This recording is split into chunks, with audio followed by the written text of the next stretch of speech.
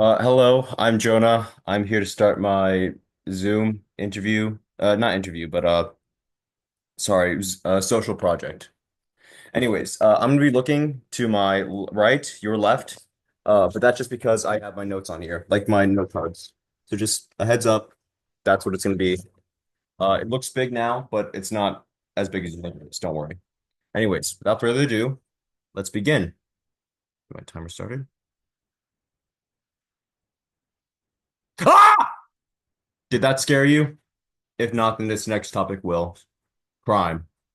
Now, I know a lot of you are thinking crime happens everywhere, right? It happens in my town. It happens to my neighbor Bob across the door. He got mugged.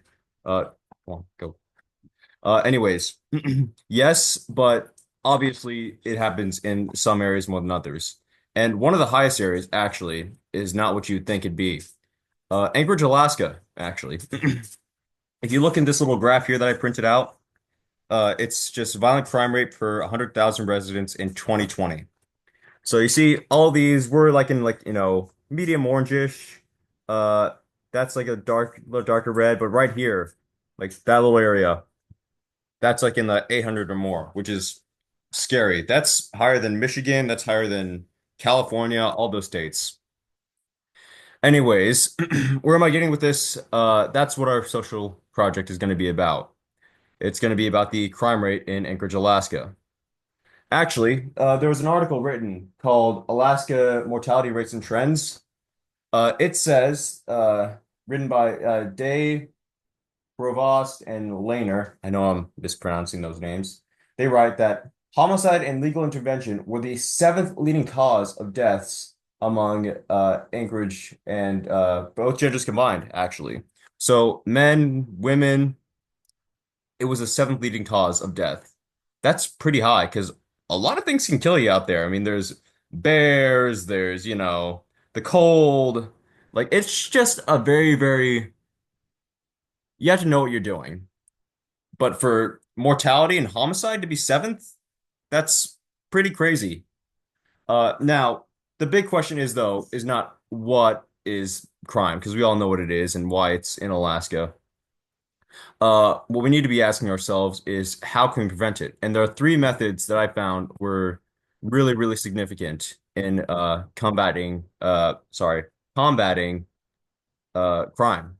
And our first one was actually just funding, That's a big thing because mostly it's mostly funded by the military. Alaska's funding the military mostly because it's such a highly protected area. Because, think about it. You're 90 miles away from a foreign enemy, Russia, and you're maybe right next door to Canadians.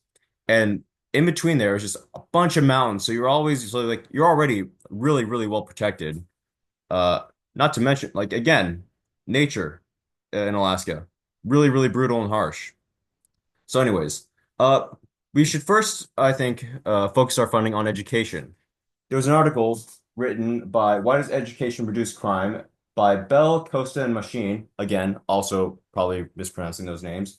And they write, educational attainment can explain for the entire 3 to 4% reduction in arrest rates that we observe for 19 to 24-year-olds. And page 56 in their article, Why Does Education Reduce Crime? That's a pretty big number. Yeah, 3 to 4% doesn't seem big now, but it's pretty high up there. And like adding it all up, you'll see later. Another way we can spend our funding is actually with just funding the police. Like police, I don't really believe are that well funded. Not believe, no, I know they're not that well funded. Uh, but there's an article that Zhao Schneider Thurman wrote called Funding Community Policing to Reduce Crime. Have cops grants made a difference? And the answer isn't shocking. It's yes.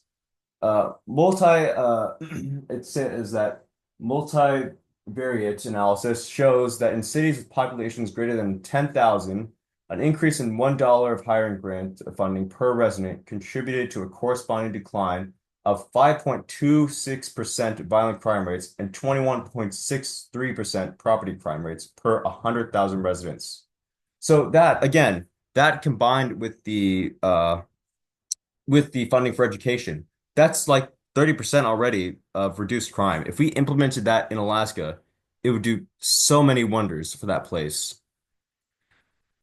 And yeah, sure, you may be thinking Alaska's, 4,000 miles away. Why should it matter to me? But that's the thing. It is a beautiful, beautiful land that we own, that a very, we are very blessed to actually be able to go there without, passports or things like that. We are American citizens. We have a right to just go there. I mean, with flying and, being able to afford it, of course. But so there's that. But yeah, no, regardless, it is still a state. It is still our land, and we should protect it as such, and we should treat it as such with dignity and with respect. And I hope this video hasn't discouraged you from going there if you have the chance. It is a beautiful place. I recommend Talkeetna, the Eklutna Lake, such beautiful places. Just, it's amazing. And I still would go there in a heartbeat. Thank y'all for watching. Have a wonderful day. Adios.